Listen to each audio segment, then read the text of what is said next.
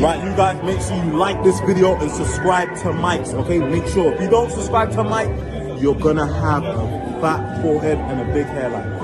Well, I'm with the guy Max inside. Subscribe to him, make sure you do still. Best content coming out. You know how it is.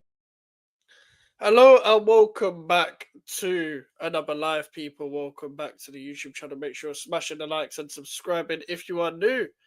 And yeah, West Ham have finally signed a player. W club and all that, bro. Fuck this club. But listen, big up to everyone here.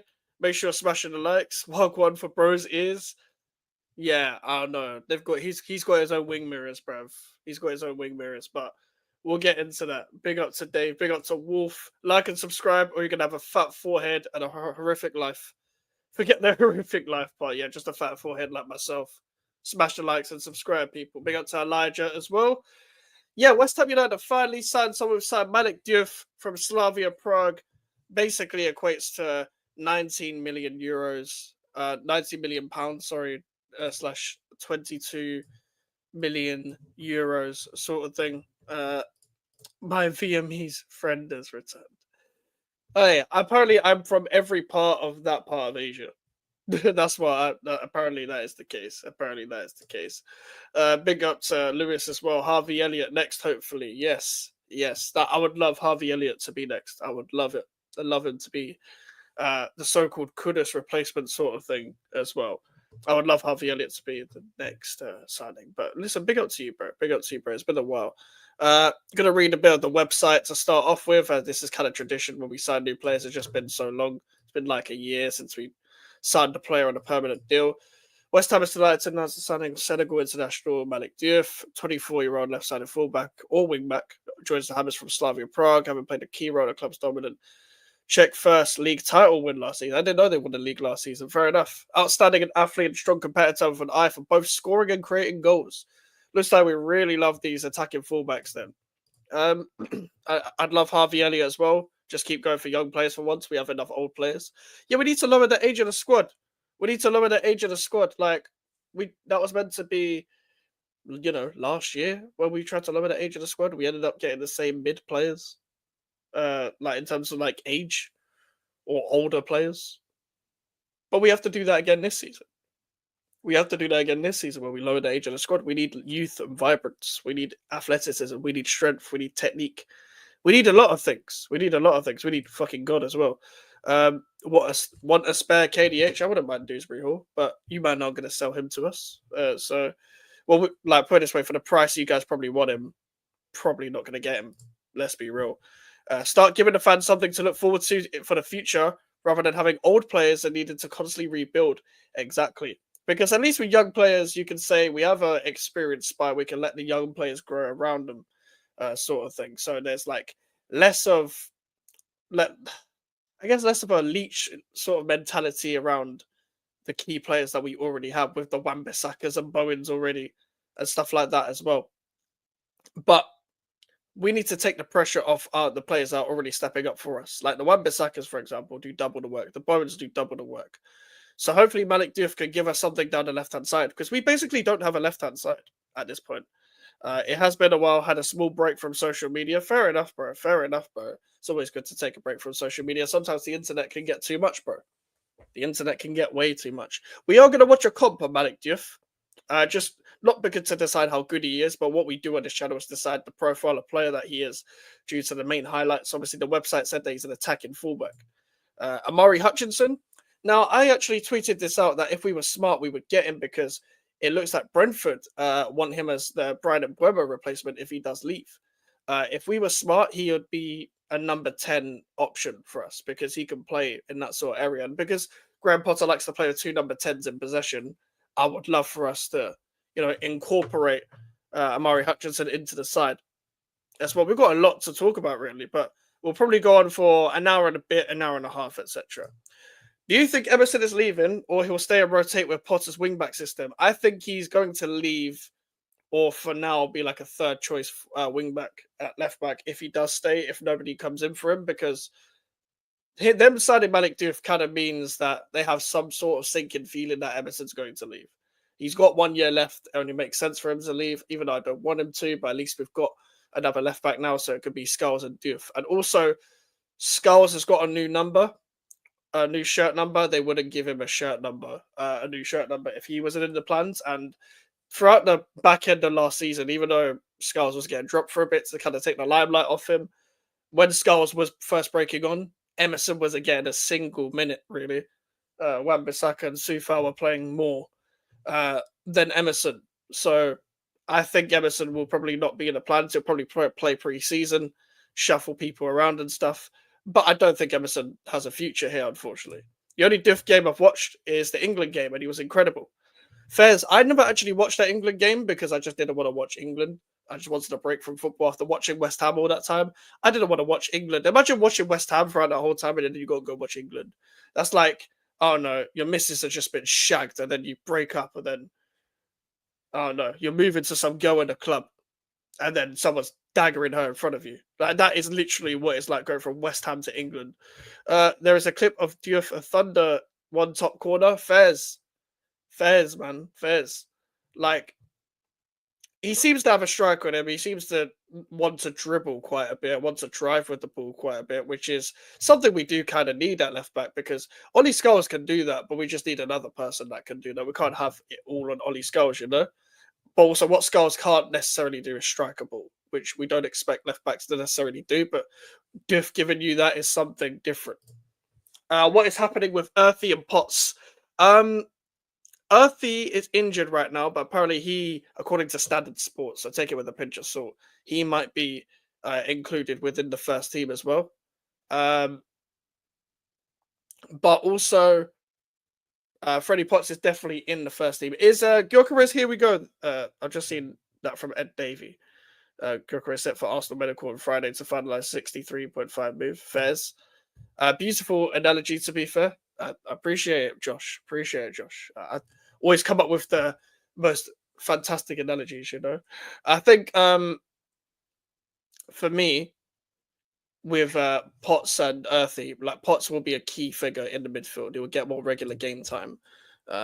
And with George Earthy, he can definitely be a squad player for now. I don't see why not. I do not see why not. I've not seen any here we go. Wait, Carlos Forbes has gone to fucking Club Rouge. Interesting. I've not seen any here we go to do with Gyökeres, so I guess we're referring to. Oh, Ada, here we go. Yeah, I've been checking 24/7. Lol, fairs. What about when AFCON hits and Diouf and Aaron Wan-Bissaka are gone? We'll have Skulls and hopefully another backup right back by then. Hopefully we sign a backup right back within, the foreseeable future. Let's say hypothetically we have Caelan Casey in the squad. He can play sort of there in the back three, sort of sitting as a right back, but sitting in three in possession sort of thing. But Potter will find a way to play a winger at wing back in possession as well. Which, what I think is with the Diouf signing as well, what I think is going to happen next season is that we are going to play 3-4-2-1 in possession regardless. But I think Wan-Bissaka is going to tuck in as like a third centre back, and then Diouf is going to bomb on. If he's an attacking wing back, there's like so many things you could do tactically with our certain defenders. Like Wan-Bissaka can sit in a three with Sadibo and I'm assuming Kilman to sit in a three in possession and stuff like that as well. Yeah, Gyökeres in it. Here we go. I'd say Gyökeres should be done in the next 40 hours, surely. You'd like to think so when it comes to Arsenal. What dates are AFCON actually? Is it December or January? Do you know what? Good question, bro. Let me look it up. AFCON fixtures. It starts on the 21st of December. The group stage starts on the 21st of December. Is there going to be games on Christmas? No, there isn't. Christmas Eve. Oh, to be fair, there's games on Boxing Day, so even though the Premier League's not on Boxing Day, at least there's AFCON games. And the group stage ends in the 31st of December, and then the final is on the 18th of January. The finals on the 18th of January. Here is the link news for Gyökeres. You haven't put a link there, mate. And compare it with West Ham fixtures. Okay. So let's say hypothetically. Okay, so from 21st of December to the 18th of January. Okay. I'll keep that in mind. The West Ham fixtures. I'm gonna have to scroll a bit. Scroll a little bit. Okay, not that much. Okay. What did I just say? 21st of December to 18th of January. So 21st of December, so we would just miss out on Man City, Fulham, Brighton, Wolves, Forest, Tottenham, and maybe Sunderland. Less hypothetically, if Diouf and Wan-Bissaka was to get far in AFCON, for example, which Senegal could get far. I'm not too sure. You never know with Congo. You never know. Like it could go either way with Congo. We would miss about 6 games, 5 to 6 games from them, from Diouf and Wan-Bissaka. So that's kind of the comparison. And Wan-Bissaka is your best signing, definitely best signing of last year, and probably one of our better Premier League era signings for sure. Big up Blank as always, especially when you're talking about worth for money as well. Aaron Wan-Bissaka has been absolutely sensational. Let's be real. Like in terms of the price, in terms of what he's given us as well, like we can't really argue with it. To be fair, Aaron Wan-Bissaka will be back quickly as DR Congo aren't that good. Yeah, you never know with Congo. You never know with Congo. Like they actually did. I think they did okay in the last AFCON. I think they did okay in the last. But funny enough, Arthur Masuaku scored the exact same goal he scored against Chelsea and against another team in AFCON. This guy scored a cross twice, but I think he was actually trying the second time. Big up to Lee. Evening, mate. How are you? I'm doing well, bro. I'm doing well, bro. How are you, bro? Now that we've got a signing in, you must be a bit better like myself. I'm confused. So is Wan-Bissaka technically a Congo kid or English? He's born here, but he declares for Congo. But he was born in South. He was born in South London. I don't know where in South London, but I'm pretty sure he's born in South London. Like he was basically begging to get an England called up, and he knows by now that he's not going to get one. So, he's at Congo, bro. He's at Congo. So, fucking hell. DRC got a decent team, to be fair. I don't really know their team. Is Chancellor Mbemba still there? Is Masawaku still there? Obviously, Balassi's not there anymore. Is Cedric Bakambu still there? I'm trying to think of other Congolese players. Is it Panzu going to play? I'm not too sure. So he's English, but felt like transforming. Yeah, basically, yeah, he's English, but he declares for Congo. It's like Bear plays like Diego. It's like Diego Costa. He's Brazilian, but he declared for Spain. Wisa, I forgot Wisa's Congolese. Aaron Wan-Bissaka, Chancellor Mbemba, Bakambu. That's not a bad team, to be fair. Like Wisa and Bakambu, that could work. That could work. Wisa will probably shine in that tournament as well. Wisa's always been a good player as well. He's always been a good player. Yeah. So no news on Twitter, but I should actually get some stuff from Twitter up, to be fair, because we actually have a lot to talk about. So like, obviously the Potts and Earthy thing. George Earthy, I was gutted when it was announced he was injured for 2 to 4 weeks. But what I will say is, with George Earthy, he might not be able to make the US, but apparently he's not going to be loaned out. And to be fair, the ideal situation is that Skulls, Earthy, Casey, for example, let's say Casey works out as well, because I do think he can actually work out. Freddie Potts as well. Orford, hopefully, if he gets a chance. Let's say them 5 work out. That could save us a lot of money. Because we need to address a lot of positions as well. But if we can lower the age of the squad by just promoting players in-house, that makes our lives a lot better. Who you wanting us to sign for striker? No clue, because all the strikers I know are from like the Championship and the Prem, and all the strikers that I know from abroad are heavily unrealistic. So I have no clue who would be realistic, to be honest with you, but we need to find someone. I'll say that for sure. Part of me thinks we're not going to, go for a striker at this current moment in time, as we are trying to see if Callum Marshall's good enough or not, but I just doubt he will be good enough. Like, I think he needs one more loan in a championship where he can shine, and then he'll be good enough. But then again, he was high up in League One. High up in League One is nearly leads to the championship. So let's see how he does in pre-season. I do want to see Callum Marshall in the summer series. I think the best way to see if he's good enough is the summer series and Lille. And if he's not, loan him out. If he is, then cool. Him and Fulcrook can be competition. Being an international boosts your value a little, so I see why he did it. I'd do the same if it raised my profile. But also, you want to play international games for someone, at least. Like, at least he gets to play in AFCON. It's competitive. Like, you want to play in an international tournament if you're a player, no matter what international tournament it is, whether it's Copa America, AFCON, the Euros, whatever. which one it is. Like for me, if I'm a player, I want to play an international tournament straight away, bro. Straight away. Like I'm declaring for whatever nation's going to get me into that tournament. And Wan-Bissaka gets to play his first AFCON. It's mad because Congolese people were getting onto him for a bit. Like, bro, are you going to declare for us or what? Because I remember Callum Hudson-Odoi and Nketiah were fighting like to see if they could get Ghanaian caps or not. I'm pretty sure Nketiah is Ghanaian. They had the same sort of situation. You should have signed Tiana Barry early doors. Yeah, from what I've heard, he's a good player. Everton signed him, so they've got their Calvert-Lewin replacement. Obviously, luckily, we're not in for Calvert-Lewin or Callum Wilson, which we can thank the fucking Lord that we're not in that situation. But that seemed like a very West Ham thing to do, to be honest with you. But again, that's another player we missed out on. But luckily, it wasn't a situation where we were linked with him and then we missed out on him, even though it is kind of shit. Like, why aren't you linked with him? Is it?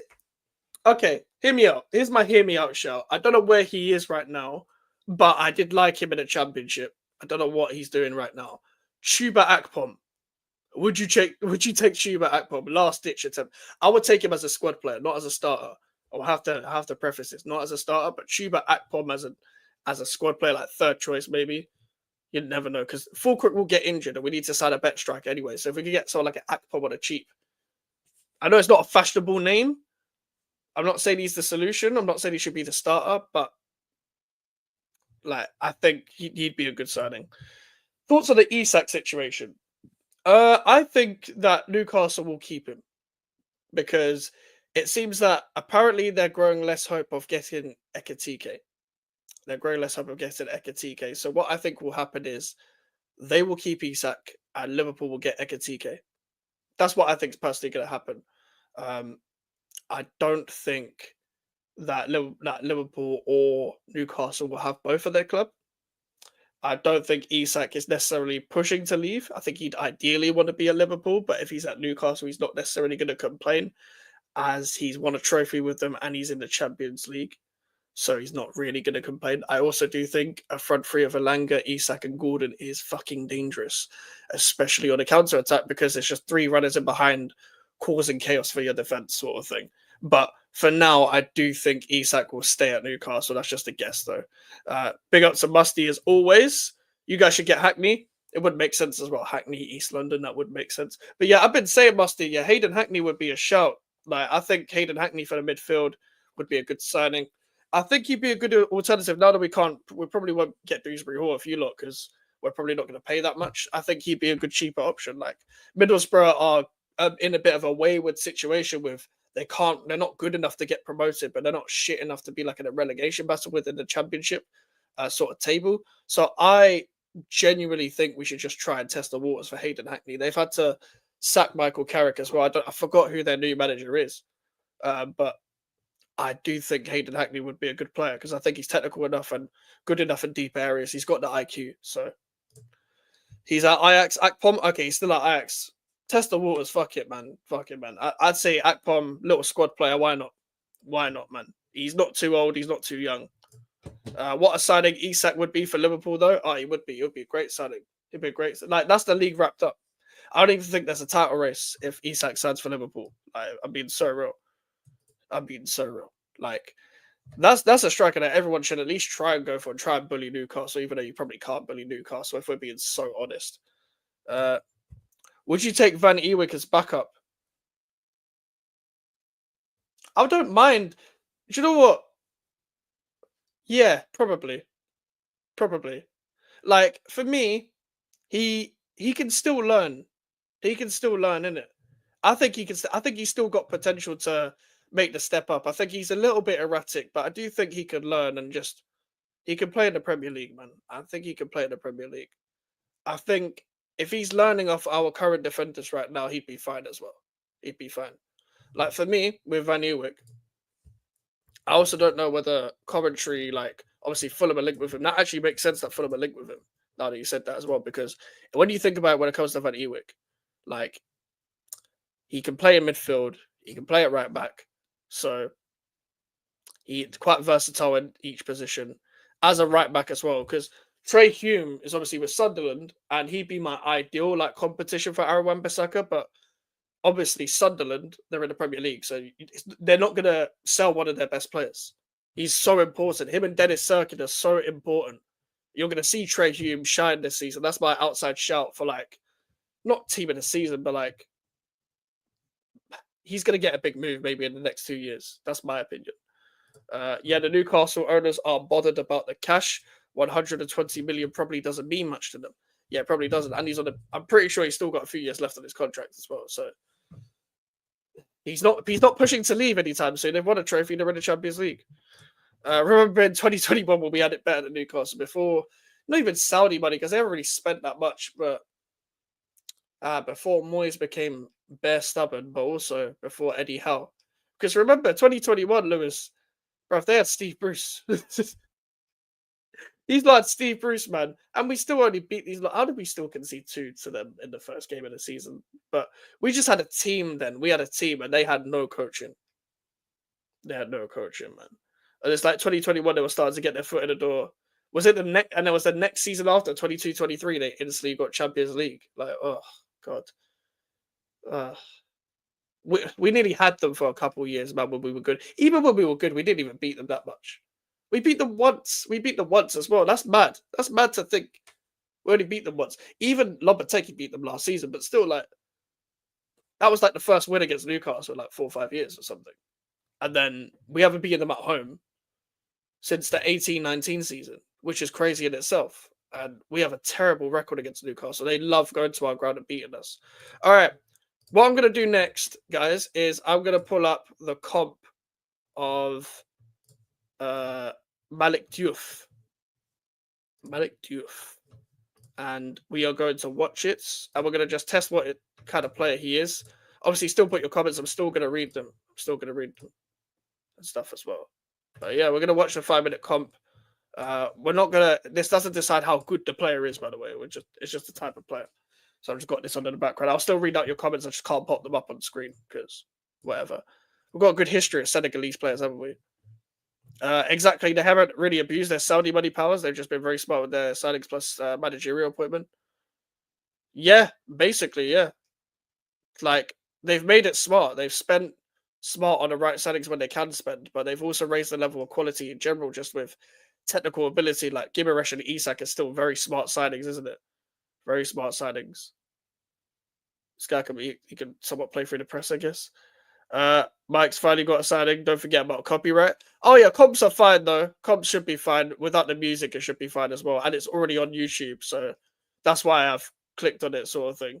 If it was on Twitter, it's a bit risky, isn't it? But because I'm reacting to a video that's already on the YouTube website, yeah. If not, I could just edit it out on YouTube Studio. The Times are reporting that West Ham have targeted bringing in at least 2 more players after they agreed 90 million deal to sign El Hadji Malick Diouf. At least 2 more. I feel like we should be signing more players. I feel like we're going to sign more players than that. Because one of them needs to be a right back, and we're interested in Morton and Elliott. So I'd like to think we bring in more than 2 more. If we bring in only 2 more, then I can't lie. Depending on what the players are, like, I'm not going to say relegation necessarily because it depends on the players. But wait, I missed the top bin strike. Sorry, my bad. How far do I have to go back? Oh, there it is. Okay. Bruv, this guy can finish. What the fuck? Let's have a look at this. Bang. Oh, ho, ho, ho. Fuck you know, mate. But no, we should be signing more players than 2 because we need right back cover, we need striker, we need like centre backs. Hopefully, when Mavropanos and the Ged get sold, we need midfielders because our midfielder technical ability ain't good enough. Like, let's be real, the 6, 8, and 10 position all ain't good enough at this current moment in time. Like, to be honest with you, as I said in the video, like the Malick Diouf signing is a good signing, yeah, like from what people have been saying about the guy. But left back was probably the position we needed the least. I'm not even trying to complain for the sake of it, but it's the truth. Senegalese Marcus Alonso, what with our rivals into the box and ball striking, I hear you. That's a good thing, though, if we're playing 3 at the back, especially. I do want to see some defensive highlights, though. Like, a lot of this is arriving into the box. Bro, this guy might as well be a winger. He's reminded me a lot of, like, Alonso, as you said. Like, I'm glad you said Alonso. Seems to play in the press well, link up well. Imagine a Diouf Somerville left-hand side with the way he's linking up with like players on the side. Like that would be a good left-hand side. Just that left-hand side just linking up. Just one person on the touchline, one person in the pockets, both running down the line sort of thing when they can interchange and stuff. And then defenders don't know what they're thinking. They don't know what to think, but we'll see in it. We'll see. There's some defensive highlights. There we go. I was confused at first. Gonna play through the press. Nice. Nice. That seems to be his trademark, by the way, when he seems to have his back to the player, like not dirty whining or anything, but he seems to have his back to the player and then just spin. Then just spin. He seems to have like good spectrum powers, as what I like to call it. He seems to have good spectrum powers. He seems to be on the spectrum, but it's like erratic spectrum. It's like good erratic spectrum. It's like he uses his energy for good. Like, yeah, I can't tell how good a guy is off the highlights, isn't it? Like, that seems to be a good idea and stuff, but that guy was probably offside, which is why it cut off. That's a good cross, to be fair. But, yeah, it's difficult to tell. We're just trying to find out what kind of player he is. What's the profile of player via the highlights? Like, what is he good at? He seems to be quite balanced, to be fair. He doesn't look bad, hard to tell with the highlights, but if we're seeing as at 20, hopefully he gets a lot better as well. Yeah, we do have to take into account this is the Czech league as well. So you're going to get a lot of space. Like some of the crosses we've just seen there, the gaps with the defending, you're not going to witness in the Premier League. Like, I'm not saying the level of defending is that good in the Premier League, but yeah, like I'm glad we don't do that. I'm actually glad we're one of the few clubs that doesn't play with like anyone inverted because like just keep it simple, keep the midfielders in the centre sort of thing, and just let the wingers get in the pockets. I hate wingers on the touchline all the time because they can't go around the outside and inside. So what's the point of having wingers on the touchline if they can't go left or right? You know what I mean? You know what I mean? But that seems to be his trademark. Back to player, uses his strength. He's 6 foot as well. 6 foot for a left back. That's crazy. But he's still shimmying past players. He loves the cross. You'd like to think Fulkirk would get a lot more service with people like him, which makes me think that we're going to play a lot quicker. But as I said earlier, going to have Wan-Bissaka tuck it in a lot more. Maybe have someone down the right just hugging the touchline. I don't want that to be Bowen because that's not Bowen's game. I want Bowen to be in the pockets as much as normal, much as usual. Good tackle there. Might make us a bit more balanced. So Diouf, Kilman, Tadibo, Wan-Bissaka would probably seem to be the back four. This is someone that Skulls can learn from because as much as they're similar age, Diouf is more of a senior player than Skulls is because he's clearly had more first team football, but he also has experience of winning, being in European competitions and stuff. Skulls has vague experience in this as well. Have we already gone past 5 minutes? That's a really good comp. I really enjoyed that comp. I really enjoyed just watching that, but it's also because we were talking throughout that. But he seems to be a good player, but Skulls can learn from someone like him. He can adapt his game to someone like him. Yes, it's not a senior left back that Skulls can learn from, but we have to take into account that it's not just about age when it comes to players. It's also about how many times you played on the European stage, how many times you played in your league, how much first team football have you had? Because it's all good being 19 years old, but if you've played over 100 games already, you're quite vaguely experienced, to be completely honest with you. If you look at someone like a Lamine Yamal, he's quite experienced. He's got quite a bit of experience for someone his age. Someone like a Pedri is quite experienced for his age. I'm not comparing the players, I'm just comparing them via their age compared to the footballing experience they have. Bukayo Saka for his age has played a lot of football. A lot of football. Like, that's also just because Arteta runs him into the ground, but also but he's a first team player at his age. Like, in a couple of seasons, we're going to say the same about Lewis Skelly for us. So he's like 20 years old, but he's played a lot of football. Like, Skulls hasn't played that much football for someone who's like 18, 19 or whatever. Like, and I don't expect him to right now. But he can learn from someone like Diouf. Big up to Scott. He's class Mike. He's a great signing. Hopefully this is one of many, and we can actually have hope for this season. I hope so, Scott. Big up to yourself. It's been a while. Yeah, I hope so as well. And I hope the times thing isn't true about the whole 2 signings thing, as Dave mentioned earlier. I hope that us as a club can finally address the position we need to address. And I don't buy into the fact that we're only going to spend 55 million. I think that's ridiculous. I think that's ridiculous personally, because if you think about it, there's a lot of position we still need. As I said earlier about the left back thing, like we have 3 left backs now, but we have 1 striker, we have 1 right back, we have quite a few centre midfielders. But are any of them good? No, they're not good. They're not good at all. In my opinion, in my humble opinion, say humble, you know what I mean. But I hope we can kick on this season by signing more players as well. I don't believe that the Kudus budget is the only bit of budget that we need to spend. I think we're gonna basically hope that other players get sold as well, like a Mavropanos, like an Aged, like a Irving, Rodriguez, whoever you'd like to sell or whoever you think would be up for sale. I don't think the problem is as well. Some of these players we can't sell because of the wage budget, as well. Like there's a lot of players that are like 30 years old that are on big wages, very very big wages. But that is the game. Unfortunately, that is the game we're gonna have to play. Like we're probably gonna make a loss on a lot of the money, bruv. Ward Prowse on like 100k at 30 years old.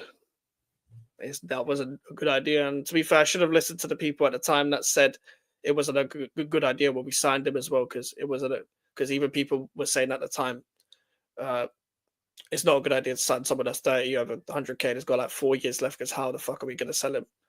And no, as football fans, we shouldn't always be thinking, how can we sell the player as soon as we buy the player? But at the same time, that does matter, because there's resale value in football. Football is a young man's game now. It's even a younger man's game in the 2020s decade, because let's be real. Everyone's investing into youth now. The youth squads, the youth projects. That's the truth of it. And we are looking for players to flip. Most clubs are a selling club. Where they buy a player for 19 years old, 20 years old, 21 years old, and they think, what's the 4-year plan? That's kind of how Brighton think, to be fair. James Ward-Prowse needs out ASAP. Hopefully Moyes comes in for him. I'd like to think so, but I don't think Moyes is going to come in for any of our players. Is Soufal signed for anyone yet? Because Cresswell signed for Stoke. Danny Ings has been linked with clubs. Has Soufal signed for anyone? Like, because he's a free agent now. He wanted to move to Fulham so badly, and now they're going off to Van Ewijk. So what position are you expected to happen for sure? It seems midfield, Dave. I think midfield will be the main position we target now. Just because of the amount of links I've seen with midfielders. So, like, obviously, Elliot, Morton, El Kudus, and Fernandez seem to be the main guys when it comes to who we're linked with right now. So I'd like to think you get in a lot of advanced talks with midfielders, but also goalkeeper. Ex-West Ham employee basically said goalkeeper and the midfielders that we're targeting, which does worry me, the fact that we are not linked with strikers. We don't have any youngster right backs like that that's on the cusp of being any good. Like Junior Robinson was a good prospect. I don't know if he's still at the club, but he hasn't been called up for the youth, some of the youth players that have made it to the first team. I don't know whether we've actually called up any youth players that's available for the first team that can play right back, but Wan-Bissaka at this current moment in time is our only right back, which is going to make it interesting, because against Grasshoppers, I might be able to do a watch along for that. I really want to, so we'll see. But those are the positions I do kind of expect. PSG and Chelsea just proves buying youth is the way to go. Exactly. And they invest youth with the right experience as well. Even though Donnarumma is young, he's experienced. Marquinhos is experienced. Hakimi is experienced. Dembele is experienced. But they are not old at the same time. Even Kvaratskhelia is somewhat experienced. But they do have good, really, really young players like Desiree Doué, like Nuno Mendes, like Pacho. Right, these a lot. I've got the right balance between the amount of football they've actually played with the age that they're at. Like, and even with Chelsea, Caicedo's really young, Palmer's really young. Palmer's nearly experienced. I'd say a couple more seasons, he'd be very experienced. He plays experienced, so people would think he's actually been playing first team football on a regular basis for a lot more than people think. But also, Caicedo's played quite a lot of football now. He's experienced, but he's a young player. He's a young, experienced player. Cucurella's a good age now. James is a good age now. Who else? I'd say Pedro Neto is a good age now. João Pedro is very experienced for someone his age. Like, so is Enzo. Enzo's young, but he's experienced. Why did Sullivan get his pants pulled down from Daniel Levy? 55 mil for Kudus. We got 52 for Noni Madueke. for some reason, according to our club, bro, big up Chelsea, Mo. According to our club, apparently they saw the prices of basically Madueke, and I can't remember who the other signings they referred to was, and thought 55 was acceptable. I personally don't think it was acceptable. I think we didn't do enough extortion, but I am happy that the saga is over. That's just my personal opinion. Can Cresswell even handle the pace of the Championship? I think he can, because I think he can play the odd game in the Premier League. He probably won't be able to play week in, week out because of his age, but he can play the odd game in the Premier League. I don't know the way Stoke play. Funny enough, Cresswell is actually playing with Divine Mubama now because he's on loan from Manchester City. He's gone to Stoke. I think Mubama will do well in the Championship. Maybe not week in, week out, but at his best, he probably can at his current age. Because the defending, you just need someone experienced in the Championship that could just have some form of technical quality. That's all you really need in the Championship, to be fair. Slavia Prague should take Sufal back for a couple of years. I mean, you might as well. I think the ideal at this age is probably just to go back home. But then again, he was talking about, my kids stay in London and all this, blah, blah, blah, blah, blah. I don't care, bro. No one cares, Sufal, bro. No one fucking cares. Big up 7 AMZ. Who's your ideal signing? For goalkeeper, Hermansen. For right back, Trey Hume. For centre back, again, Daniel Ballard. I'm naming Sunderland players because Championship's all I really know. I guess Van Ewijk, it would be the alternative to Hume. We've got a left back signing. Midfield, yeah, I would like I would have liked Ogachukwu from Chelsea, to be honest with you. That would have been ideal, but I don't think we're going to get him. If we were smart, though, that would have been good. Richard Rios would have been very unrealistic. It would have been more realistic last year, but he doesn't want us. He wants to go to Roma. I'm pretty sure the club is. Winger signings. Ademola Lookman. Why would we link with that? Still makes me laugh. Why would we link with Lookman? But I'd like either Jack Clark or Jaden Philogene from Ipswich because I still think they've got good wingers. Number 10, either Harvey Elliott or Murray Hutchinson. Striker, God knows. I said Akpom as a squad player. A good thing. That's good to hear, Lee. That's good to hear. Hello there, Mike. Big up Hugh. I know you're from Rasta Stocks channel. I wonder what your thoughts are on the Kudus situation since you guys sold him. My thoughts on Kudus is basically he is a bit of a snake, but my whole point, I didn't mind him going in it because he didn't want to leave. I mean, he didn't want to be here.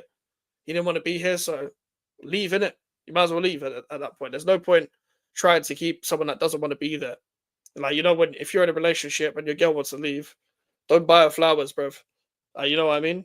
But yeah, Kudus wanted to leave. I don't think we did enough extortion. I don't think we did well enough in the actual sale in itself. And I'm disappointed that he's gone to Tottenham.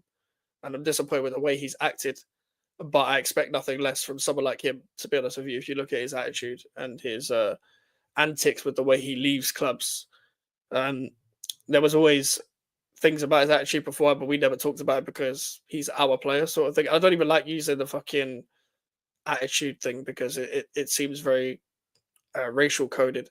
But in this case, his attitude did actually fucking stink because this man doesn't want to be at West Ham. Yeah, you're getting paid to be here, bro. If I don't want to be at West Ham, I'm not getting paid. I'm putting my money into West Ham, bro. Unfortunately, but yeah, that's my kind of thoughts, bro. I do think he was a good signing. Well, not a good time, but like a better signing for Tottenham than he is for Chelsea because he stylistically suits them better. But ideally, you'd prefer to go Chelsea to Tottenham. Yeah, true. Stoke played defensive football. I can see him doing well. Yeah.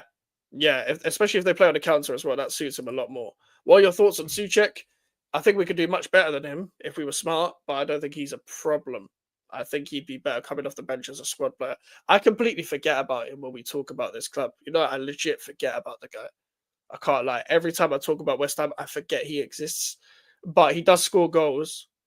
I just don't like these type of midfielders that, cool, you can score late goals and you can put last ditch in tackles, but you are a midfielder. What do you do in the middle of the pitch? I think he's very one-dimensional. But at the same time, I think he can have more of an impact coming off the bench to get a goal or coming off the bench to see out a game. What's your opinion on a multi-club model as a Chelsea fan? Some fans don't like the fact of a multi-club model. I'm a big fan of it. I think it only works if you're a club like Chelsea, where they have a majority stake within the bigger club and a minority stake within the lower tier club. So, like for example, like you look at a Crystal Palace Leon situation, it doesn't really uh, get you into great situations when you actually get that club into Europe and you can't differentiate the shares, and then you fuck up the situation of one of the clubs going down to another European sort of facet or whatever. I think it's a good model if you use it well. Like I think Chelsea use it well. I think City use it well to flip players and loan players and have it basically as a scheme to make money and to develop other players at other clubs where you can make players for pure profit. Well, not pure profit, but like profit of the players that you literally signed as gems. But I think it only works if you're somewhat of a high tier successful club like a Chelsea or Manchester City, in my opinion. But that's my opinion, bro. Welcome Malick Diouf to Depression to Sadness FC, but don't worry, you're in the seat of the fuck off barrier. But big up to yourself, bro. Kudus came, played for 2 seasons, second season flop, but not his fault. But that's a profit after all, so no hate for Kudus. Good luck to him. I'm not wishing anyone good luck that wanted to leave, stropped around, and then went to Tottenham, but we did make profit on him. So that is a good point. That is a good point. We did make profit on him. But to be fair, we can take that as some form of W, I guess. Souček did improve last season, but I wish he could actually do something in midfield rather than just the boxes. I think he was just always who he is. Like I think he's never improved, or not never improved. I think he had a really good season in the lockdown season because we played football suited to him. He didn't have to do anything in build up, just arrived in the box and did fuck all. But midfielders have to pass, and he can't do that. I don't even think Potter likes him. I don't think Potter likes any of our midfielders. I don't think he likes Ward-Prowse. I don't think he likes Alvarez, but he didn't have much choice last season. He kept taking Souček off, and I don't think Souček will start. I don't think he can start. But ideally, get a 6 in and play Paquetá next to him. If not, play Souček next to him, or Potts or whatever. I'd play Potts, me personally. But I think with Souček, he didn't necessarily even improve like that. He just does what Souček does, sort of thing. Team Talk said that you are linked with Arnaud Martinez from Girona. He's a right back. I think his sources have always linked us with him, but I don't know whether we're actually going to get him. I guess he'd be my ideal signing because he's from Girona, so he must be good. I guess I'm just basing it off that. I don't watch Girona, but Team Talk aren't the greatest of sources. They don't really have anything credible alongside them as well. So there's one of the sources I kind of mute, to be honest with you. But we have been linked with Arnaud Martinez before. I'm sure we already do hold an interest within him. Pause. But yeah, I think Souček is an impactful player. Yeah, he can be. He can be. Especially, I think he'd be more impactful coming off the bench, to be honest with you. Souček is also a good goalkeeper, never forget. Yeah, a lot of Chelsea fans are crying about that, even though we literally had a similar refereeing situation in the previous game with Hull Maxwell corner. I wish we could have a midfielder that could actually move in midfield, pass, and make good runs. Yep, that's why I criticize every single midfielder that's at this club, especially in the deeper areas, because Ward-Prowse can't move and takes too long on the ball. Alvarez can't move, takes too long on the ball. ADHD,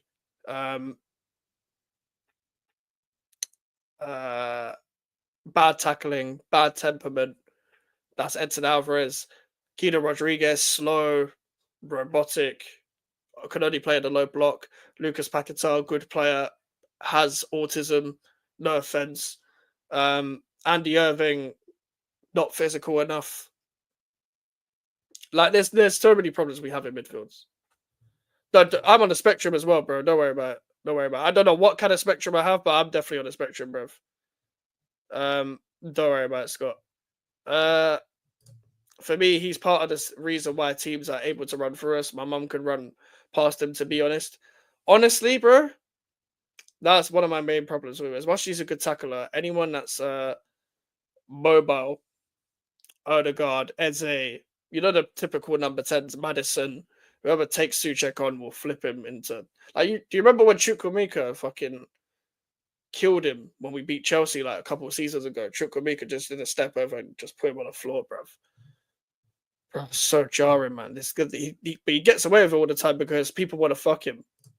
Big up to Harvey. Sadly, I think West Ham will go down.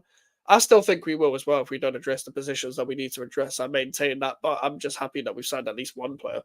But we need to address so much before I think that we don't get relegated because I still think we're kind of fucked. I just need 7 more likes to hit 20. There's 10 people inside. Please like the video. Please like the video, people. If you haven't already, if you're one of the 7 that haven't liked it, let's get to 20 likes. Let's get to 20 likes. Souček is McTominay for United. Yeah, he's like the Ronaldo of McTominays. That's the way to think of it. As a West Ham fan, do you still like Declan Rice after he left the club, or did he leave badly in your opinion? No, Declan Rice left in the right way. He didn't badmouth the club. I know some people got a little bit hurt by some of the quotes he was saying, but with some of the quotes he was saying, it's what every player says when they move to a new club. He didn't move to a rival. Arsenal aren't rivals. West Ham and Arsenal have never been rivals. I just don't like Arsenal because they're Arsenal. They're fucking annoying. And we got 105 million off him, left with a trophy. Can't really complain. I'm not saying you have to leave with a trophy to have my respect, but he did it for a strap, and he was in worse West Ham United teams. Well, not worse, but in just as bad West Ham United team. He was literally carrying most of the team half the time, and especially in midfield. The reason why we never got molested in midfield was because Declan Rice used to save us. Yeah, sorry about that. Was that disrespect to world champions? I can't lie. I know you guys think that people can't banter you after 4 years, but you're still going to hold core regardless, whether you lose or not. Because I know, listen, congratulations, you deserved it. But when you lose a game on the odd game, you can't just say, but we're world champions, I don't care. That's not going to, diffuse the argument at the end of the day. You can only really do that at the end of the season, when you can say the 3 points don't matter and whatever. So if you do lose, I'm gonna banter anyone regardless. I'll be so real. I got autism low. I probably do. I'll be so real. That's why I make them jokes, because, bro, if I'm normal, then nobody's normal. Chelsea Prem champs and West Ham relegated. I need that. Yeah, I don't know what planet you're living on. I don't think you're going to be champions. West Ham could get relegated, but I don't think you're going to be champions. I agree with the McTominay Souček comparison barrier. Yeah, this is why I don't like McTominay either. I don't like these kind of midfielders where where they can't do anything in the middle of the field, but in both boxes. Cool, well done. That's why I don't like Gallagher either. I don't like these type of midfielders. I'll never ever like these type of midfielders. They're not good players. If you only do a certain type of thing in midfield, you're not a good player to me. But we will, because when I get spammed by West Ham again, I need an escape. I can't lie. I always argue with Chelsea, but I remember just West Ham would beat Chelsea, be like, but we won the Champions League in 2021. Like, what the fuck does that have to do with the game? I know what you're like, bro. I know what you're like. It's not like Souček scores a tons of goals. 1 in roughly 4 isn't bad. So I don't know why fans feel like we desperately need him. I do think we could do better, even though I've got no hate towards him. Yeah, it's no hate. There's no hate. I hate the people that defend him. But there's no hate towards the guy. He seems like a nice guy. He seems like an honest guy. He seems like a guy who will never throw his toys out the pram. Very honest, hardworking, seems to be a great leader, but nothing against the guy specifically. But just in general, in terms of footballing ability, I just think we can do better. I think we can do better than a lot of players at the club. It's not a Souček thing. It's just that for what Souček, I think for his deficiencies, don't make up for what he's good at. Or the other way around. For what he's good at, don't make up for his deficiency. Sorry, like him scoring goals. Cool, we can talk about that. But do we ever talk about him misplacing a pass or him not passing forward? His fucking job. At this point, if we're just complimenting a man for goals, should he just be a striker at this point? He's not a striker, is he? So I'm allowed to criticize him on the other things he's not good at. Wolfacks, bro, reminds me a lot of him. Yeah, I think Souček and McTominay is a good comparison. I would rather have Souček because I think he's better defensively, but for me, I want midfielders that can pass the ball forward, and none of our midfielders can do that. We could easily find a midfielder that can run, pass, and make runs and score us 1 goal in every 4 and create more. Yeah, exactly. There's so many type of these players on the market specifically where you can find players that do what people like from Thomas Souček, etc., but they can also do other stuff. They don't have to just make late runs into the box. They also can pass a fucking football. And that's the truth. If West Ham and Man United both get relegated, could it make the clubs both go bankrupt? I think they're in a worse situation than us. But no. Because you get parachute payments. You get money for being relegated.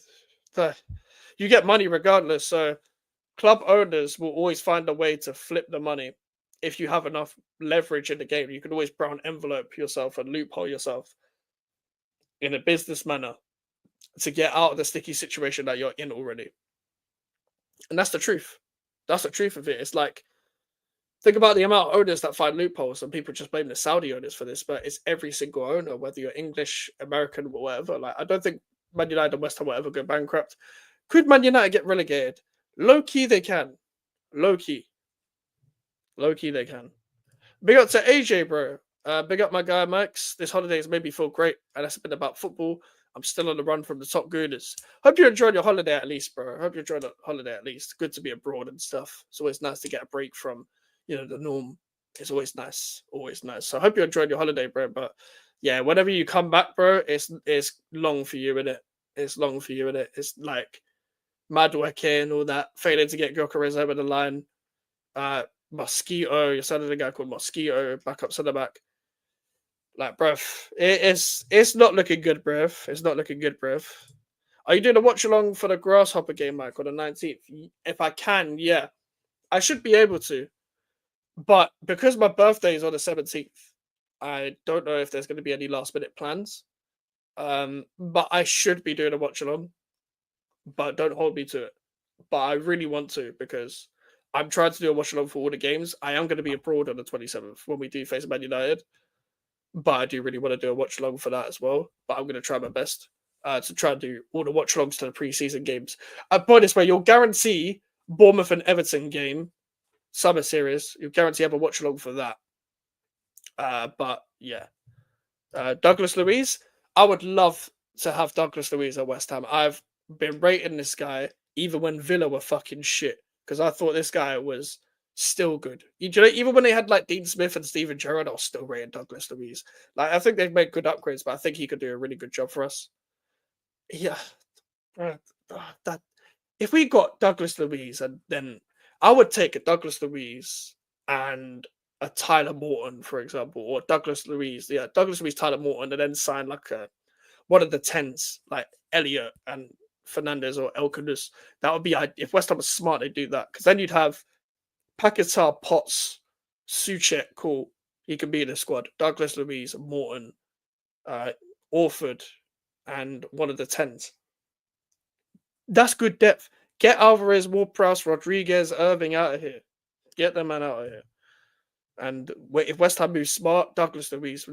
I forgot that in the ideal list, that would be, again, another ideal signing.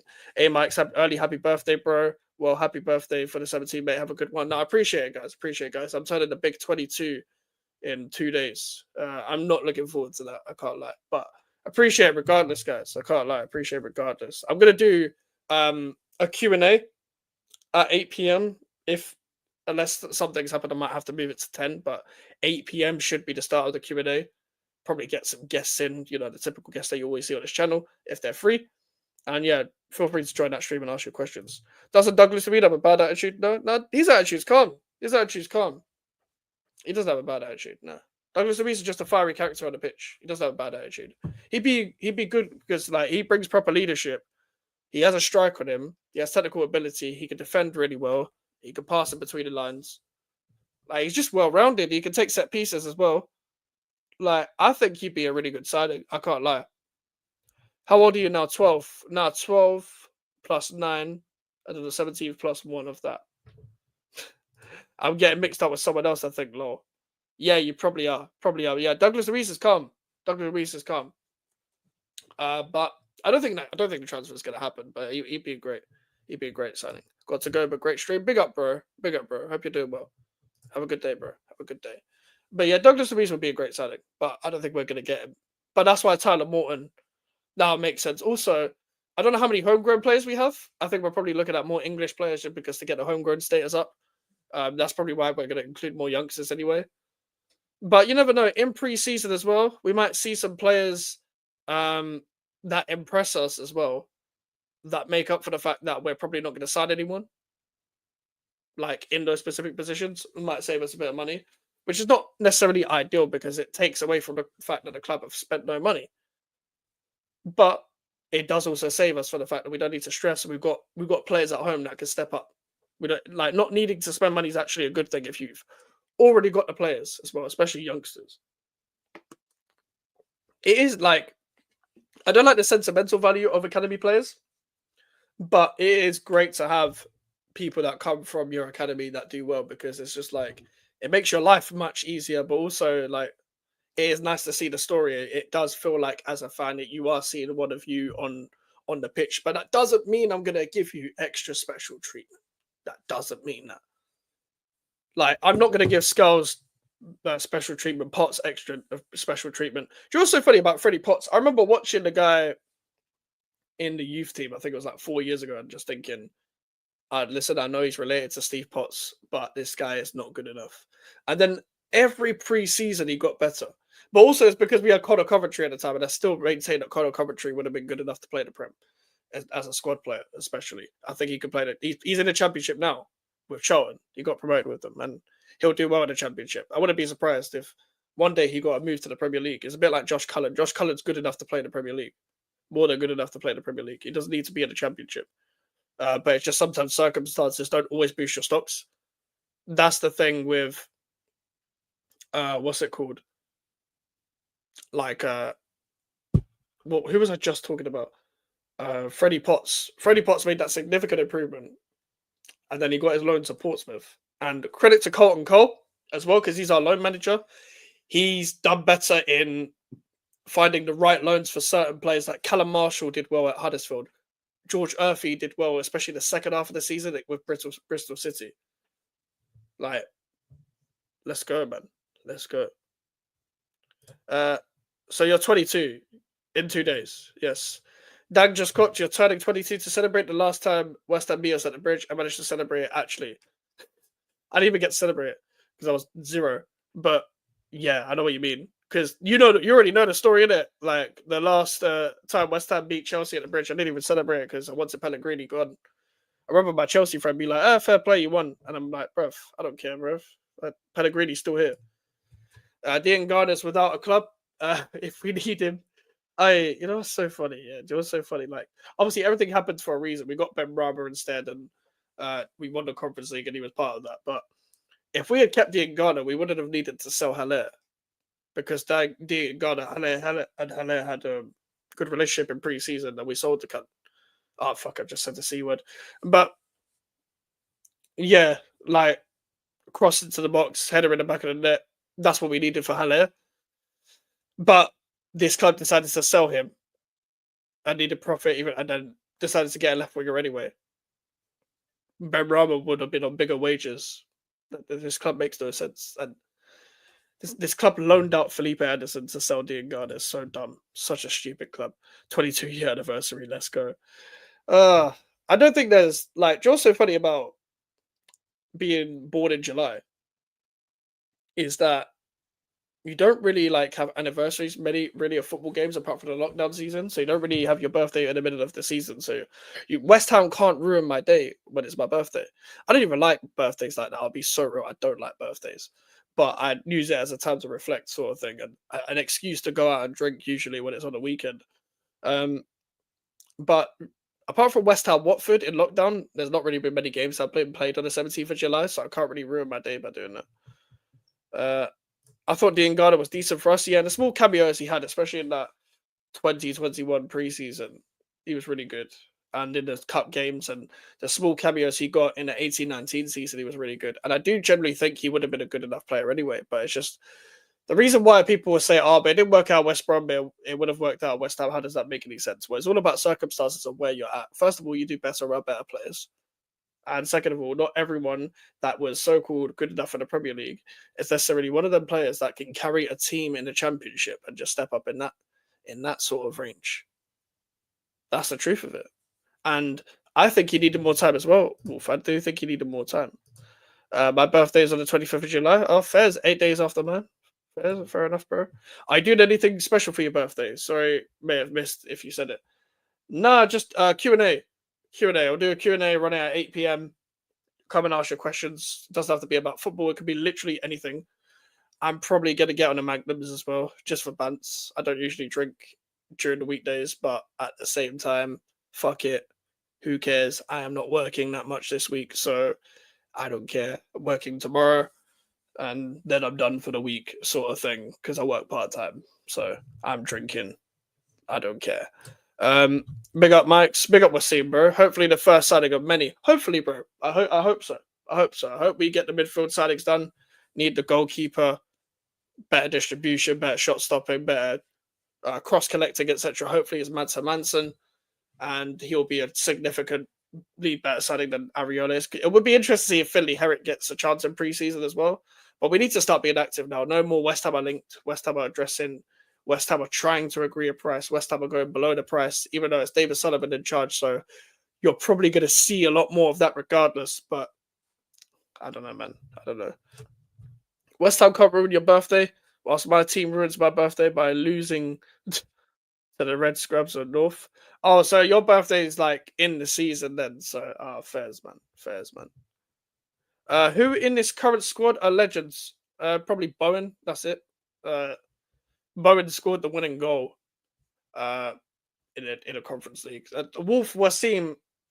I don't know whether Scott's still in the chat either. I don't know whether you guys would agree, but I'd say only Bowen. I don't really call many players legends. I never called Cresswell a legend. I called Antonio a legend because of the top goal scorer and all that. I know Charlie doesn't like me for that, but or doesn't like that I say that. Not doesn't like me, but you know what I mean. We disagree about that.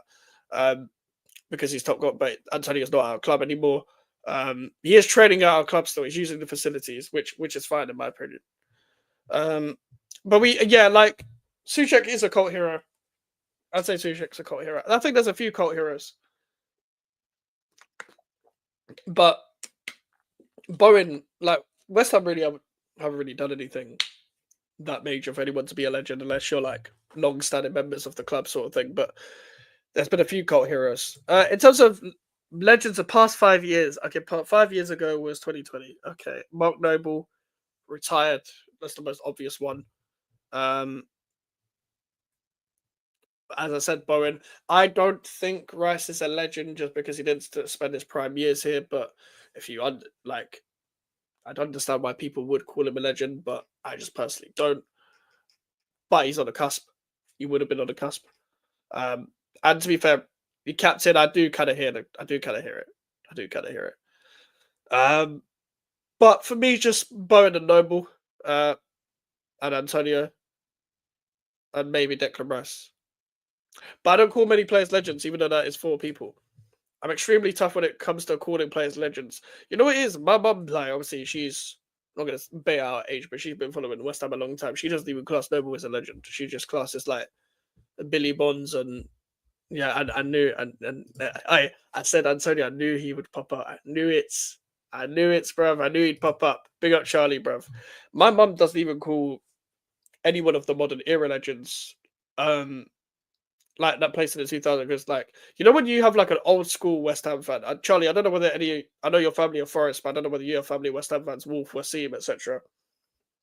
Like, you know what, older West Ham fans, they have like a different perspective, of course. Like, there's like anyone of their era that won things or that like resonated with them personally in that era of football were legends for that, you know, that certain part of the season. Meanwhile, modern day, they don't really rate the legends as high. Like, I don't know whether my parents call Bowen a legend or not, but I think my dad is more like, he's a legend sort of thing. My mum's like, nope, like, because she's like Billy Bonds, like Tony Gale, Frank McAvenny, Tony Cottee, etc. You know, that era of West Ham, like, that's the standard of legend, but that's a fucking high bar, bro. Like, but I understand if you actually watch good players. I've had to watch players like Carlos fucking Sanchez, bro. Bowen Defo, our Wan-Bissaka could become one too. Yeah, I'm going to refrain from Wan-Bissaka just now, though. He had an amazing first season, probably one of the best debut seasons I've seen at West Ham in my lifetime. But yeah, a couple more seasons, and I'd agree with you, Wasim. But then again, you said could become one too. Yeah, if he keeps up that same bar, then definitely. Big up Charlie Fixture. I know, fuck your team and Forest. If you want to throw hands barrier, we can. We don't. You don't need to insult me like that. Big up Malick Blacker, bro. Big up Malick Blacker. I don't know what you're on this account, Jay. This is what you're doing, bro. This is what you do, bro. Is on alternative accounts. No, I'm taking the piss. Big up Jay every single time, bro. Subscribe to Jay and listen to fucking Jay's music, bro. I was your fraud. 4 hours is a legend. Fairs. Is there anyone else in the past 5 years, Wasim, Charlie, Wolf, that you would say past 5 years, as Barrio asked, West Ham legends past 5 years? Who are we saying? I said Bowen. I said Bowen definitely. Don't disrespect my beloved Colombian. He just saw how shite the club was and wants to ruin the whole club. I forgot you're Colombian. Fuck's sake. Fuck Sanchez though. Like surely you agree with me though. Carlos Sanchez is the worst Colombian, bro. Like this serial killer is better than Carlos Sanchez. Bowen is a legend for most people since he won our first cup in years. If he stays with us his whole career, I think everyone will call him a legend, bro. Scoring a winner in a cup final, I think that deserves to be called a legend because we don't get what in cup finals often. Now Charlie World champion don't need to throw hands in it. All my subscriptions are here. Fair enough, bro. Fair enough. He could probably make more cash somewhere else if he wanted to. Is he on 125k a week? Might be wrong. I think so. Like Bowen could definitely make more money and win more things in general at somewhere else. Well, go on, big up Mike. The transfers are now starting now, huh? Yeah, big up Deck, bro. Hopefully, this is the start of many. My guy. West Ham should have got him for Henderson, man. Hell to the no. We need to lower the age of the squad, and you must be trolling. You have to be trolling because we've already got Ward-Prowse and fucking Alvarez. And yeah, let's add another slow guy that's just like, I'm vibes. I am running and all. What else do you do, bruv? Like running and a captain's armband. Like I hate them type of players so much.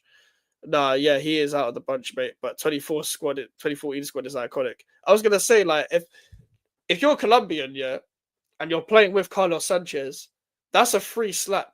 Like, in my opinion, like if you're James Rodriguez, I don't know who else. I forgot who else is it. Juan Cuadrado, bruv. If I'm Cuadrado or Rodriguez or Falcao or whoever, yeah, I'm slapping the shit out of Carlos Sanchez. I'm similar to your mum. For me, Bonds, Brookin, Dev, Mac, and TC were my heroes. More in the 66 lads were before my time. De Canio is my only modern legend. Yeah, I think my dad's favourite player is De Canio. Like, my dad's favourite player is De Canio, and I think I don't know whether he classed him as a legend, though. I'm tempted to put Payet in the legendary category, but it was only a season. Payet is like... I don't know what... you man can think of a better word than I can, but, like, one-off iconic players... like where they were like iconic for a short amount of time. What do we put them in? Like not necessarily cult heroes, but like a little bit fire in the pan sort of players. Like Payet was there for a season and a half. Like he's not a legend, but he was there. He was sick. He's the best player I've watched. Like best player that had. If we're talking balance of footballing ability and application, putting them together, Dimitri Payet is the best player I've watched.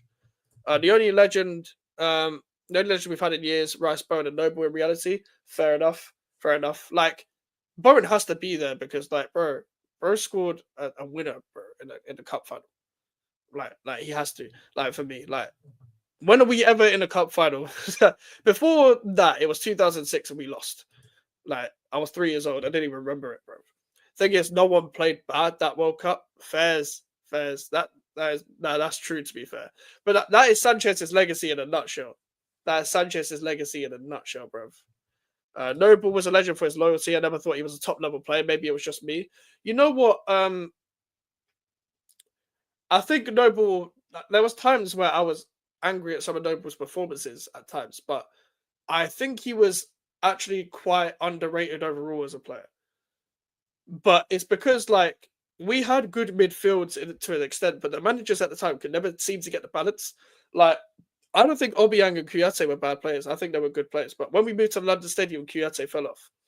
Obiang wasn't used enough when Kouyaté was there. And then Obiang also left. And in the 18-19 season under Pellegrini, he was just far from it at the end of the day. But I think Noble was quite underrated, to be fair. I don't think he was just one of them players that was just like because he's West Ham born and bred, he gets a pass, to be fair. He actually got quite a lot of hate. for that opposite reason, but also this club, some of this fan base gave Ben Johnson the same fucking allowance for some reason. Man was unreal. He was unreal, man. And big up Melon. West Ham discovered Peri Peri sauce for the first time with Payet. First time, I guess, since like what Joe Cole and the Canio days. Yeah, I guess. Is Ben Rama there, Fabianski? No. Are you calling me Fabian? You're probably calling me Fabianski, aren't you? But no, Fabianski not. Fabianski could go cult hero though. I guess Ben Rama. Maybe Ben Rama goes cult hero because he scored in the final and he was actually quite good in that campaign in general. But it was the Conference League, I get it. But it's West Ham. Like, what do you want us to do, sort of thing. Ben Rama was so on and off. Like I think the idea of Ben Rama was better than the actual application. Like I wanted him to do so well, but he used to piss me off. He used to piss me off so much.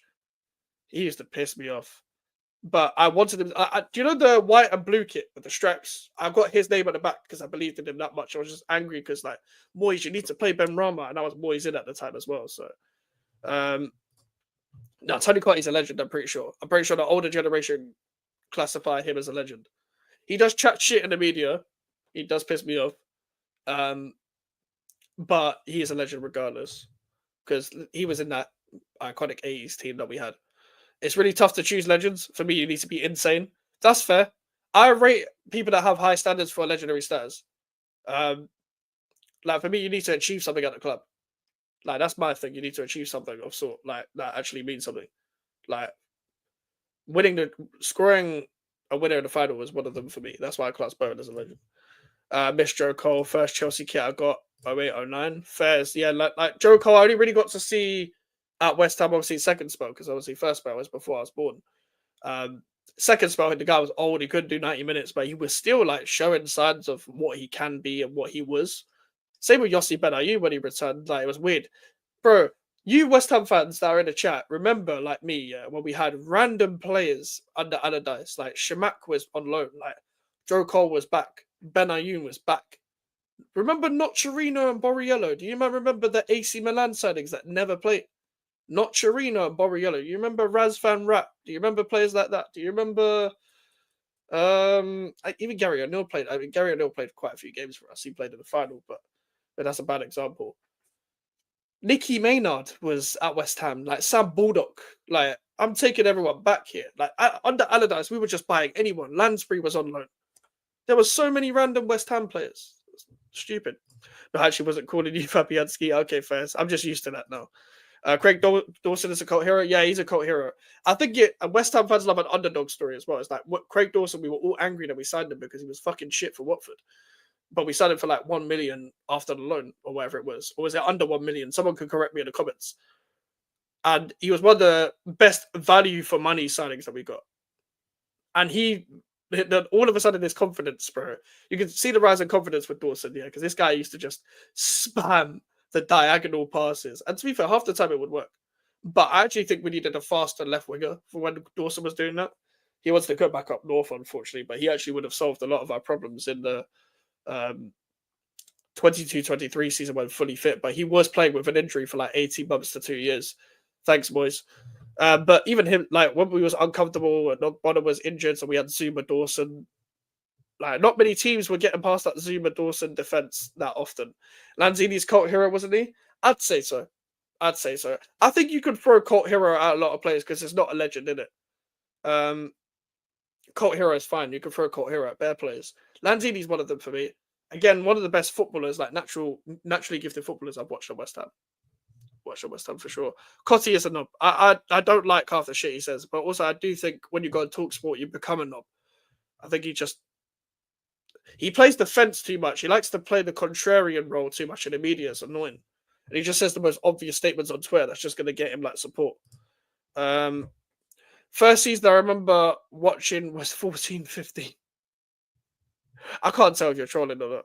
Musty, how old are you? Bro? How the hell did Lanzini not get goal of the year for that last minute winner against Spurs and then lose his goal of the year to a Spurs player because they gave it to a Big Six club back then? Bruv. I don't know how that goal didn't win goal of the season. Like, obviously, it doesn't give us like anything, but come on, like, bro, how, like, bro, that goal was so good. That goal was so good. I couldn't believe it. I was screaming in my house because I was like, when we were losing 3-0 to Tottenham in that game, I literally said we were gonna get relegated when we were 3-0 down, even though we had just beaten like Wolves and Leicester like 4-3-0. And like, all right, and we drew Man City, I think. Go to Tottenham and let's see what we can do. And then Tottenham bopped us off the park that first half. I was like, what the fuck are we doing? We're gonna get relegated. I legit shouted that in my house. I wish I was doing YouTube then. What's one realistic signing for West Ham you wish happened? What, just ever? Oh, of all time, it's difficult. I wish we got Eze. I wish we got Eze when we got Ben Rama because we were literally in the race for Eze. But when Eze was at QPR, I wish we got him. That would have been a sick signing. Like, I wanted Eze over Ben Rama. I was so pissed off when Eze went to Palace, man. Because QPR is one of my, like, QPR for a long time is my second team. It still kind of is. I know Chelsea fans are going to be like, oh, QPR, I don't care. My granddad pretended to support QPR, so it's just kind of a thing. So I used to watch the Championship and I still watch the Championship. I used to watch it specifically for QPR. And Eze, oh my God, what a player, man. What a player. But Arsenal are going to misuse him if they fucking sign him. They're going to play him on the left wing, bruv. AC Milan had zero composure with their signing since 2008. They haven't made a sensible signing. Bro, yeah, I don't know what AC Milan are on half the time when they sign players. Yeah, Italians have a 90% fail rate in the Prem. It is a legit madness. Yeah, half of them get linked with a move away like a few months in. Italians only work at the Chelsea fairs.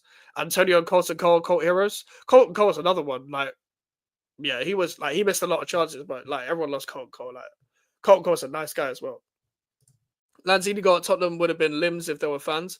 Oh, imagine if there were fans for that goal. Oh my God. 40 subs special loading. Cut him up. What the fuck? Big up on 40 subs though. Subscribe to Melon if you haven't already, people. I'm sure a knob. Nah, he's a knob in person. Gale is a proper nice fella. Yeah, I've met Tony Gale multiple times because that's my mum's favorite player. I think that's my mum's favorite player. Even that or Billy Bonds. But I think Tony Gale. My mum's obsessed with Tony Gale. But Tony Quiet, the one time I met him, he was cool. But I was a kid. I could have actually spoken to him at the Dagenham West Ham Legends game last year, which was actually the first time I got recognised. I didn't want to talk to him just because I don't like his opinions in the media because I was very public in criticising him. I'm going to keep the same energy and just not talk to the guy. I'm not going to be like, hey, Tony Coy, wait, let's have a fighting picture. No, fuck off. I'm 18. Man said 18, 18. You're a youth. Fuck off, mate. No wonder why you're such a troll, bruv. Dwight Gale is the greatest of all time. I wish we got Alvarez. Oh, Julian. Oh, bro. Let me speak on that real quick. As much as I like Antonio, Moyes has got to be mentally fucking stupid for saying in an interview, I turned down Alvarez because Antonio was doing well. So does competition not fucking exist? Do you know what's so funny, Charlie, as well? We would have made Alvarez look like fucking Zaza or Caleri, bro. We generally would have fucked this guy's career up because Moyes doesn't know how to work with anyone but Antonio up front. Because remember, Bowen up front, it's still Bowen, but it's not Bowen. You know what I mean? Like, Mubama is actually a good youngster. He can run it behind, but it's David Moyes. Danny Ings only plays in the two up front, but it's David Moyes. Skamaka, great player, but it's David Moyes. Sebastian Haller, great player, but it's David Moyes. Like, we would have fucked Alvarez up. Because think about Charlie as well. We always used to send, like, long passes up the pitch. Striker has to hold it with their chest and spin the defender all the time. That's our style of play. Imagine Alvarez trying to do that. Like, we just wouldn't play to his game, would we? Like, I wish we got him though. Like, so we could at least see like a moment of madness or whatever. But that's another one. Like, there was a January window. I think it was 2022 where we got Alvarez. Well, no, when we were linked with Alvarez, linked with Trossard, linked with Nunes, linked with Rafinha and Calvin Phillips, and we bidded for all of them on deadline day to do like phantom bids. That's what our fan base call it. And we just pretended like we were actually interested in these players. Big up to Salman. Hello, Mike's. A bit late. Hope you're all well. Doing all good, bro. How are you, bro? How are you? I thought Benny was decent, but his shooting was awful and so weak. Yeah. I think he took too many touches. You know, when he's on the byline, he would go like right, left, and not make a decision, just get tackled, and then the play would have stopped like 10 minutes ago. That was my problem. And he can't shoot to save his life. Bro, I used to arrive quite early to the games to watch the warm-ups sometimes, because I just wanted to get there before like the lines became packed in the London Stadium. If you haven't been to Stratford, you haven't gone to the games and stuff, bro, the lines are shit. You go to the games and stuff, yeah. I'm watching Ben Rama warm up. The man once took like 20 shots and didn't get one on target in a warm up. I promise you, there's nobody pressing him. Like, he was horrendous at shooting. One of the worst shooters of the ball I've seen at West Ham, like especially in the front three. I watched Championship to hate watch QPR and Millwall. Only J5 and Zola are good Italians in the Prem. Balotelli as well. I'm trying to think of Italians in the Prem. I guess Tonali's doing quite well. Yeah, there's not many, is it? It's not many, to be fair. If your striker can't play at right back, where's the point? Game's gone. I couldn't listen to Moyes' press conference after I used to speak so much crap. You know what, as well? It's just like, every manager's fucking boring. That's why I never do press conference videos, because what am I actually going to learn from a press conference video? Like, fuck all. Chat moving like the Fed Station, bare mods. I forget how many mods I have, but these are all the people I actually trust. I meant Benny was decent at times. He could be crap at times. It could be greedy. Oh, bro, like, yeah, I feel like on his day was like bare 50-50. Like, on his day, he would look really good. On another day, he'd look horrendous. In the start of the season, when we won a Conference League, that man was fucking brilliant. Probably contender for Hammer of the Year, to be honest with you. I am going to end it there. We have gone for an hour 26. I have enjoyed this stream, though. I will try to do more solo streams when I come back from Spain in a couple of weeks, because I'm going to Spain on the 24th. So after that, when I am not streaming with other people, I will try and do more solo streams, because this is kind of like the tester sort of thing. And I'll try and do transfer streams when we sign players and stuff like that as well. A lot more solo streams, especially when West Ham has specifically signed someone. So a bit like this, because to be honest, we only talked about Diouf for like 20 minutes, but the chat, you man have been amazing. So credit to you. Some of the worst shooting I've seen from Jackson. Yeah, fair. You're not great, is he? Hope you have a great holiday. I haven't been anywhere in years. Yeah, do you know what? Before my Greek holiday, like a few weeks ago, I literally, like, as a 22-year-old man, nearly, I didn't go on holiday until like last time was primary school. So for me, it's been a while as well. But I suggest whenever anyone can get the chance, leave the country, bruv. Leave the country.